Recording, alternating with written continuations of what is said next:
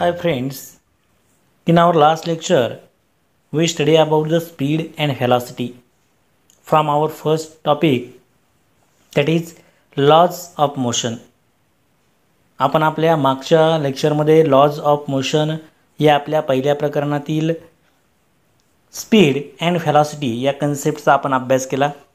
Today we have to study about the uniform and non uniform linear motion. तर uniform and non uniform linear motion म्हणजे काय आहे मित्रांनो, ते आपल्याला पाहायचं आहे. Uniform means having the same distance with same velocity with time. म्हणजे व्हेलॉसिटी आणि टाईम यांचं रिलेशन जर सेम असेल, सारखं असेल, तर त्या ठिकाणी त्याला काय म्हणतो मित्रांनो, युनिफॉर्म असे म्हणतात. पहा, अँड नॉन युनिफॉर्म मीन्स कमी आणि जर जास्त असेल, दॅट इज कॉल्ड ॲज काय म्हणतो आपण त्याला, कमी आणि जास्त असेल तर त्याला आपण काय म्हणतो, नॉन युनिफॉर्म व्हेलॉसिटी किंवा नॉन युनिफॉर्म मोशन असे म्हणतात. तर ते आपण डिस्कस करणार आहोत अगदी सखोलपणे. तुमच्या सगळ्यांच्या प्रतिक्रिया माझ्यापर्यंत पोहोचत आहेत चांगल्या प्रकारे. पहा, तर या ठिकाणी म्हटल्याप्रमाणे पहा, तुम्हाला एक्झाम्पल दिलेले आहेत. Amar, Akbar and Anthony are travelling in different cars with different velocities. The distances covered by them during different time intervals are given in the following tables. तर पहा, खाली आपल्याला एक टेबल दिलेले आहे मित्रांनो, आणि त्या टेबलमध्ये आपल्याला वेगवेगळी उदाहरणे आपल्याला सांगितलेलं आहे की त्याच्यामध्ये अमर, अकबर आणि अँटॉनी यांनी किती वेळामध्ये किती किलोमीटर अंतर कापलेलं आहे ते आपल्याला समोर दाखवलेलं आहे. Here are given the time in the clock, distance covered by the Amar in kilometer, distance covered by the Akbar in kilometer, distance covered by the Antony in kilometer. These concepts are given. So there are given the time start from the 5 and the distance 5, 5:30, 6, 6:30, 7, 7:30, 8. There are given the different kilometers. That is, here are given the 0, 20, 40, 60, 80, 100, 120. म्हणजे तुम्हाला time दिला आहे. पहा मित्रांनो, या ठिकाणी 5, 5:30, 6, 6:30, 7, 7:30, 8. आणि या ठिकाणी काय दिलेलं आहे, distance covered bye Amar in kilometre किती आहे, 0, 20, 40, 60, 80, 100 आणि 120. त्याचप्रमाणे डिस्टन्स म्हणजे अंतर कुणी कापलं आहे, distance covered by the Akbar in kilometre किती म्हटलं आहे त्यांनी, 0 म्हणजे 0, 18, 36, 42, 70, 95, 120. जी distance are given there. Distance covered by the Anthony in kilometre, तर अँटॉनीने किती डिस्टन्स कवर केलं आहे पहा, 0, 14, 28, 42, 56, 70, 84. हे कुणी कवर केलेलं आहे, तर अँटॉनीने. पहा, तर based on that all information there are given some questions in your textbook. पहा, आता याला रिलेटेड काही प्रश्न दिलेले आहेत तुम्हाला. ते कोणते प्रश्न आहेत ते आपण पाहूया, डिस्कस करूया. पहा, there are given the first question here, which is the first question, what is the time interval between the noting of distances made by Amar, Akbar and Anthony. तर what is the difference between of the time interval 5 and 5:30 मध्ये कितीचं अंतर आहे मित्रांनो, 3:30चं कितीचं time interval आहे मित्रांनो, 30चा time interval आहे. म्हणजे या ठिकाणी जर पाहिलं आपण, पहा, 5 ते 5:30, 5:30, 5:30 to 6, 5:30 ते 6, म्हणजे कितीचा फरक आहे, 30 मिनिटचा काय आहे मित्रांनो, फरक त्या ठिकाणी दिलेला आहे. पहा, सेकंड क्वेश्चन विचारला आहे, who has covered equal distance in equal time interval. Equal time interval म्हणजे या ठिकाणी तुम्हाला क्लॉकमध्ये दिले, म्हणजे 5 वाजता 5 ते 5:30 दिलेला आहे 30 मिनिटाचा. तर 8 वाजेपर्यंत कोणाचं अंतर त्या ठिकाणी सारखं कवर झालेलं आहे. पहा बरं, त्याने म्हटलं who has covered the equal distances in equal time interval, म्हणजे 8पर्यंत कोणाचे अंतर सारखे आहेत, तर पहा या ठिकाणी 120 आणि 120 आहेत. म्हणजे कोणाचे, अमर आणि अकबरचे अंतर सारखे आहेत. पहा, third question are given there, are all the distances covered by the Akbar in the fix time interval the same. पहा, तर त्यांनी काय म्हटलं आहे, अकबरनी सारख्या टाईम इंटरवलमध्ये सारखं अंतर कापलं आहे का, तर त्याचं उत्तर आहे मित्रांनो नो. तर तुम्ही पाहत असेल, पहा 18चा पाडा जर तुम्हाला येत असेल, 18चा टेबल जर येत असेल, तर टाईम इंटरवलमध्ये फिक्स त्याने व्हेलॉसिटी आहे का त्याची. पहा, त्याने म्हटलं आहे are all the distances covered by the Akbar in the fix time interval are the same आहेत का, नाही. या ठिकाणी 5 to 530 किती आहे 18 आहे. मग त्यानंतर 18 2चा किती होतो 36. 18 3चा किती असतो मित्रांनो 54 असतो, बरोबर ना. म्हणजे 18 3चा किती 54 असतो. तर या ठिकाणी किती 42 आहे. त्यानंतर 18 4चा किती असतो 72 असतो. या ठिकाणी किती 70 आहे, सगळ्याला माहिती असेल, बरोबर. त्यानंतर 18 5चा किती असतो 90 असतो. तर या ठिकाणी किती दिलेत 95 दिलेत. म्हणजे सेम इंटरवल आहे का नाही, तर answer is no. Fourth question are number given there. 4 नंबरचा क्वेश्चन दिला आहे तुम्हाला. Considering the distance covered by the Amar, Akbar and Anthony in fix time interval, what can you say about their speed. तर त्यांचं स्पीड जर पाहिलं तर पहा बरं तुम्ही काय सांगशाल, हे जे स्पीड आहे याचं स्पीड आहे याचं स्पीड आहे, काय असेल स्पीड तुम्ही सांगू शकता. तर स्पीड पहा त्यांच्या स्पीडमध्ये कशा प्रकारे बदल होतो मी सांगतो पहा तुम्हाला. जर याचा टेबल जर म्हटलं पहा 21 22चा 40 23चा 60 24चा 80 25चा 100 26चा 120 होते. पण येथे आहे का जसं नाही. It is called as linear. हे कसं आहे लिनियर आहे, लिनियर म्हणतो आपण त्याला. हे पण पहा बरं या ठिकाणी 14 1चा 14 14 2चा 28 14 3चा 42 14 4चा 56 14 5चा 70 14 6चा 84. म्हणजे it is also in same way. म्हणजे त्याला काय म्हणतो आपण that is called as here are given that is called as uniform. Here are given a point that is uniform linear motion. Here are we see about the uniform linear motion. This is linear, uniform linear, no.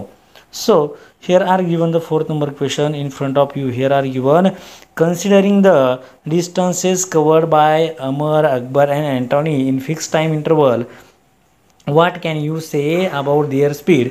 The speed of Amar and Antony means these two having uniform linear motion, and here are non-uniform linear motion are given. Understand everyone. Here are given some definition point. तुम्हाला काही व्याख्या दिलेल्या आहेत पहा त्याच्या. If an object cover unequal distance in equal time interval, it is said to be moving with non-uniform speed. पहा म्हणजे काय म्हटलं त्यांनी, या ठिकाणची व्याख्या आहे डेफिनेशन याला रिलेटेड आहे. काय म्हटलं त्यांनी, if an object covers unequal distance, here are it cover the Akbar cover the unequal distance, that is 18 2चा किती असतो 36 18 3चा what is the value of that 18 3 54, but here are given the 42 are given.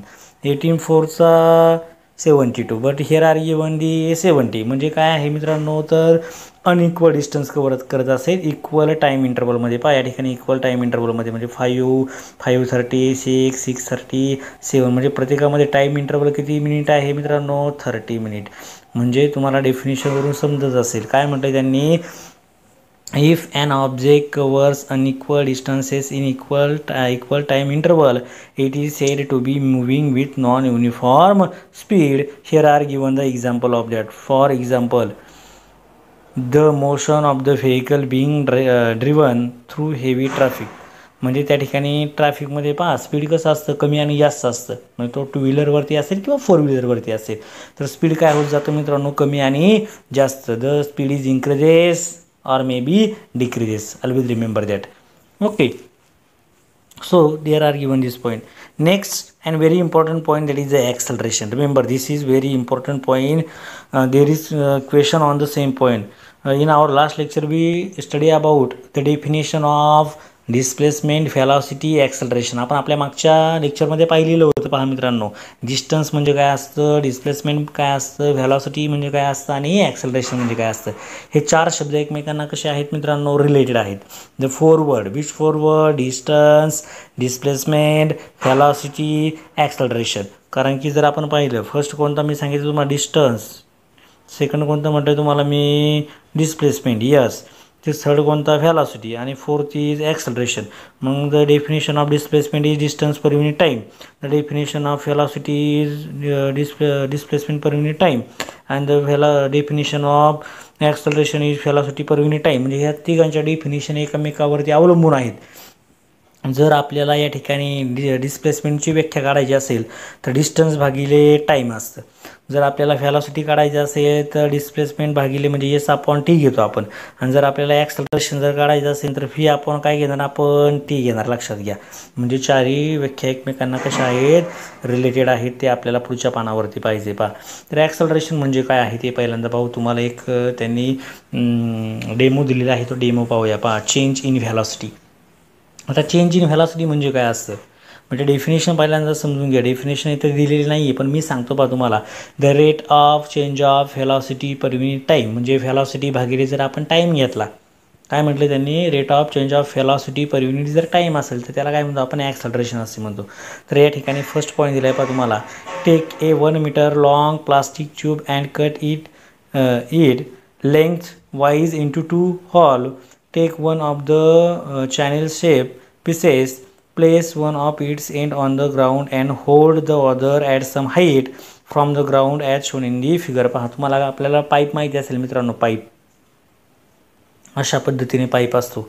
तर काय करायचं यांनी म्हणजे बघा, त्याला plastic tube म्हटले. तर ती प्लास्टिक ट्यूब बरोबर अशी मध्यभागातून त्याचे दोन पार्ट तयार करायचे. तर एक पार्ट म्हणजे आपण त्याला अशा पद्धतीने एक पार्ट घेणार याच्यातला. आणि काय करायला सांगितले, सेकंड पॉईंट तुम्हाला दिलेला आहे. काय म्हटलं, take one of the channel shape pieces, place one of its end on the ground. म्हणजे एक टोक कशावरती ठेवायचे, तुम्हाला जमिनीवरती ठेवायचे. दुसरं काय म्हटलं, ऑदर ॲट सम हाईट, म्हणजे एक कुठं घ्यायचं, हातामध्ये वरती धरायचे, उंच. पहा तुम्हाला. Take a small ball and release it from the upper end of the channel, म्हणजे या ठिकाणावरून एक चेंडू घ्यायचा आहे आणि तो या ठिकाणावरून काय करायचा, बॉल रिलीज करायचा आहे. काय करायचं, small ball and release it from the upper, म्हणजे इथून काय करायचं, तो अशा खालच्या डायरेक्शनने सोडायचा आहे पहा. It is observe the velocity of the ball and as it rolls down along the channel. Its velocity the same at all points. त्याची व्हॅलॉसिटी प्रत्येक पॉईंटला सारखी असणार आहे का. इथून काय करायचं, तो चेंडू सोडायचा आहे खाली बॉल. तर त्याची व्हॅलॉसिटी म्हणजे त्याचा वेग प्रत्येक बिंदूपाशी सारखा असणार आहे का, तर नाही. का असणार नाही, तर त्याचं उत्तर असं आहे पहा. When we release the ball from this upper side the speed is low.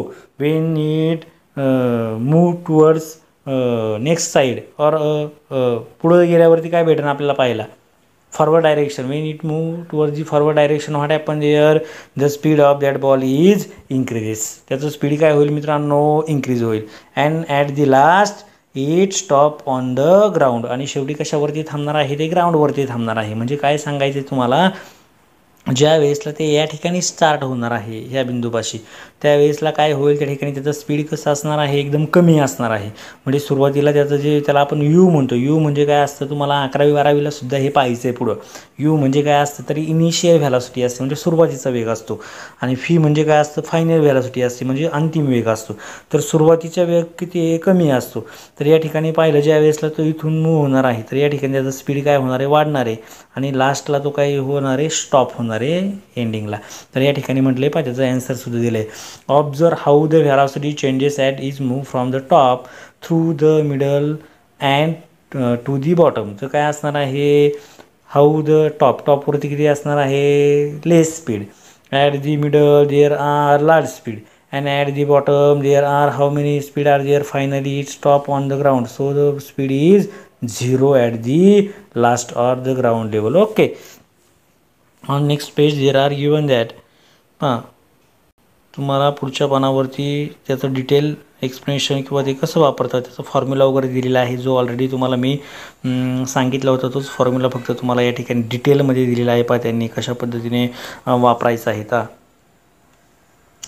You must have all played on a slide in a park. You know that while sliding down the velocity is less at the top. पहा, जे तुम्हाला आत्ताच मी सांगितलं, sliding म्हणजे घसरगुंडी सगळ्यांना माहिती असेल. त्या घसरगुंडीवरती जर आपण पाहिलं, सुरुवातीला स्पीड किती असतं मित्रांनो, व्हॅलॉसिटी किती असते, लेस असते. पहा, it increases in the middle. पहा, मध्यभागी जर आलो म्हणजे सुरुवातीला या ठिकाणी कमी असणार आहे, मिडलला आलो तर काय होणार आहे, इन्क्रीज होणार आहे. And becomes 0 toward the end, आणि शेवटी काय होणार आहे, जमिनीवरती किती होणार आहे, ती 0 होणार आहे. म्हणजे एंड काय म्हटलं, बिकम्स 0 टुवर्ड दी एंड.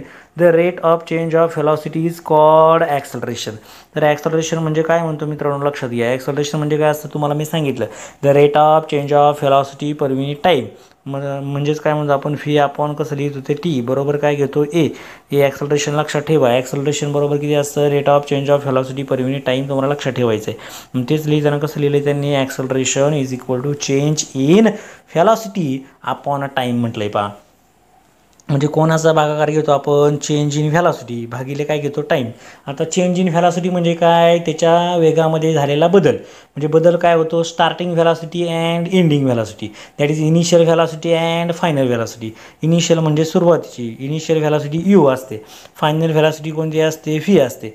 मग दोघांमधला डिफरन्स काढताना काय करणार आपण फीमधून यू काय करतो मायनस करतो. या ठिकाणी दिलेला आहे पहा if initial velocity is u and it time t it changes to the final velocity fee.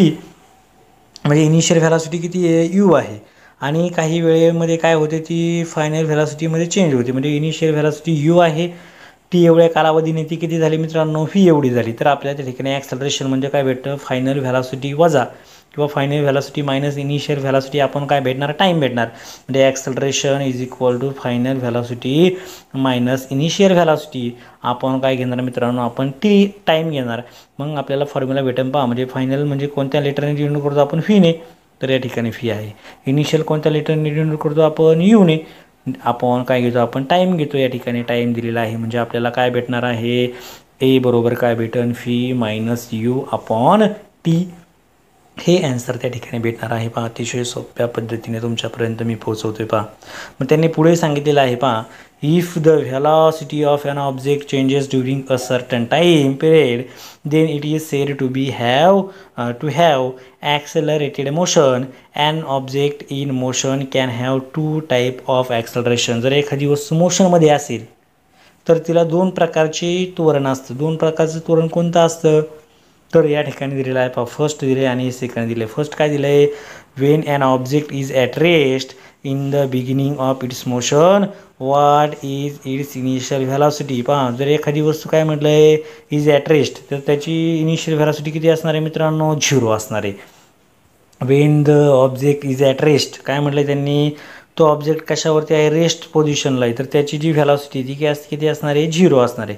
Second दिले पहा त्यांनी when an object come to the rest at the end of its motion what is its final velocity. पहा when an object come to the rest म्हणजे तो एखादा वस्तू जर वरतून जर खाली आली इथे जमिनीवरती रेस्टला तर तिची सुद्धा व्हेलॉसिटी किती असणार आहे मित्रांनो इट बिकम्स 0. म्हणजे फायनल व्हेलॉसिटी किती भेटणार आपल्याला 0 एवढी भेटणार आहे पहा.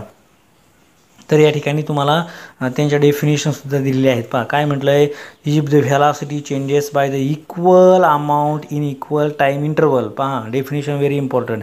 काय म्हटलं त्यांनी if the velocity changes by equal amount in equal interval of time the object is said to be uniform acceleration. पहा म्हणजे equal velocity in equal interval of time म्हणजे फी upon time equal velocity upon equal interval of time that is called as uniform acceleration.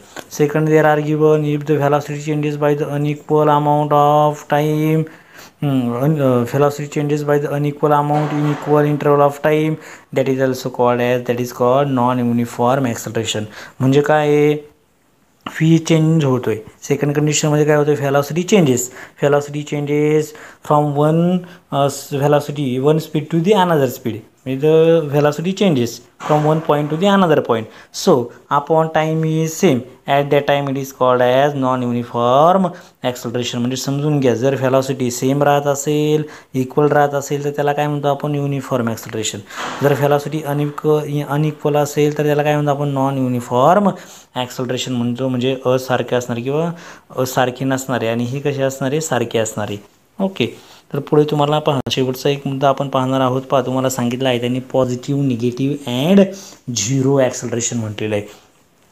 आता positive म्हणजे काय असणार आहे negative म्हणजे काय असणार आहे आणि 0 म्हणजे काय असणार आहे ते आपल्याला पाहिजे. पहा an object can have positive or negative acceleration when the velocity of an object increases the acceleration is positive. velocity काय होते increases that is called positive. Remember that an object can have positive or negative acceleration when the velocity of an object increases, velocity जर वाढत असेल अशा पद्धतीनं तर त्याला काय म्हणतो आपण पॉझिटिव्ह, काय म्हणतो पॉझिटिव्ह टर्मिनल म्हणतो किंवा त्यालाच काय म्हणतो पॉझिटिव्ह ॲक्सलरेशन म्हणतो बा.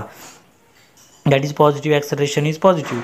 In this case the acceleration is in the direction of velocity. आणि acceleration कोणत्या दिशेमध्ये असतं, ज्या दिशेने velocity आहे त्याच दिशेने काय असणार आहे acceleration असणार आहे. म्हणजे काय होतं त्या ठिकाणी जर velocity of an object is increases, जर velocity वाढत असेल विथ रिस्पेक्ट टू टाईम तर त्याला काय म्हणतो आपण पॉझिटिव्ह ॲक्सलरेशन म्हणतो. आणि त्याची दिशा कुठं असते, ज्या दिशेने ॲक्सलरेशन आहे त्याच दिशेने काय असणार आहे ज्याचं व्हॅलॉसिटी त्या ठिकाणी असणार आहे acceleration is in the direction of velocity. म्हणजे ॲक्सलरेशन कोणाच्या दिशेमध्ये असणार आहे व्हॅलॉसिटीच्या. पहा आता दुसरा म्हटलं आहे पहा मुद्दा दिला आहे तुम्हाला, Wien the velocity of an object decreases with time it has negative acceleration. Negative acceleration कधी असणार आहे मित्रांनो, ज्या वेळेसला व्हॅलॉसिटी काय होणार आहे डिक्रीज होणार आहे म्हणजे वाढत नाही, व्हॅलॉसिटी काय होते ज्याचा जो वेग आहे तो काय होणार आहे कमी होणार आहे.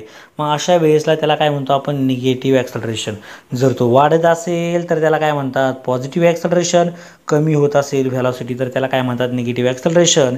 Negative acceleration is also called as deceleration म्हणतो आपण त्याला. पहा डिसेलरेशन म्हणतो. डिसेलरेशन म्हणजे काय तर कमी होणे. तिसरा पॉईंट दिला आहे पहा, its direction is opposite to the direction of velocity if the velocity of the object does not change. पहा सगळ्यात महत्त्वाचा पॉईंट दिला आहे तुम्हाला इथे. तर काय म्हटलं तुम्हाला या ठिकाणी दिलेला आहे पहा, if the velocity of the object does not change with time it has zero acceleration. म्हणजे तुमच्या लक्षात आलं असेल पॉझिटिव्ह कधी असतं वेन द व्हॅलॉसिटी इन्क्रीजेस, म्हणजे व्हॅलॉसिटी जर वाढली तर त्या ॲक्सलरेशनला काय म्हणतो आपण पॉझिटिव्ह म्हणतो. आणि त्यावेळेसला त्या ॲक्सलरेशनची दिशा कोणाच्या दिशेमध्ये असते व्हॅलॉसिटीच्या दिशेमध्ये असते. निगेटिव्ह म्हणजे काय तर त्या ठिकाणी व्हॅलॉसिटी काय होते मित्रांनो कमी होते, त्यावेळेसला ॲक्सलरेशनची दिशा काय होते बदलते, कोणाच्या दिशेच्या अपोजिट असते ती व्हॅलॉसिटीच्या. आणि तिसरं म्हटलं झिरो. झिरो म्हणजे काय असतं तुम्हाला या ठिकाणी दिलं आहे पहा, if the velocity of the object does not change with time, म्हणजे व्हॅलॉसिटी टाईमनुसार काय होत नाही मित्रांनो बदलत नसेल किंवा ती कॉन्स्टंट राहत असेल तर त्या व्हॅलॉसिटीला किंवा त्या ॲक्सलरेशनला काय म्हणतो आपण झिरो ॲक्सलरेशन असे म्हणतो. असं आपण अगदी सोप्या पद्धतीनं कशा पद्धतीने पॉझिटिव्ह निगेटिव्ह म्हणजे काय असतं त्याचा अभ्यास केला. त्यानंतर what is mean by the acceleration, acceleration म्हणजे काय ही कन्सेप्ट आपण अगदी डिटेलमध्ये पाहिली मित्रांनो. तुम्हाला एखादा मुद्दा समजत नसेल तर मला तुम्ही पर्सनली व्हॉट्सअपवरती विचारू शकता की सर मला हा पॉईंट सांगायच्यातला एखादा पॉईंट मला समजला नाही, एखादा फॉर्म्युला समजला नाही. ओके, आपल्या जास्तीत जास्त मित्रांना शेअर करा कारण की त्यांना अभ्यास उपलब्ध होऊन जाईल. व्हिडिओ आवडल्यास लाईक करा, सबस्क्राईब करा, शेजारी असणाऱ्या बेल आयकॉनवरती क्लिक करा जेणेकरून तुम्हाला न्यू जे व्हिडिओ अपलोड करणार आहे त्याची नोटिफिकेशन मिळत जातील मित्रांनो. आता राहिलेला जो आपला पुढचा पार्ट आहे distance time graph for uniform motion, तर ते ग्राफचे जो पार्ट आहे तो आपण आपल्या पुढच्या लेक्चरमध्ये अगदी व्यवस्थितपणे क्लिअर करणार आहोत. त्यानंतर मोशनची आपल्याला काही इक्वेशन आहेत, ती इक्वेशन आपल्याला काय करायची आहेत स्टडी करायची आहेत. Okay, all the best, thank you.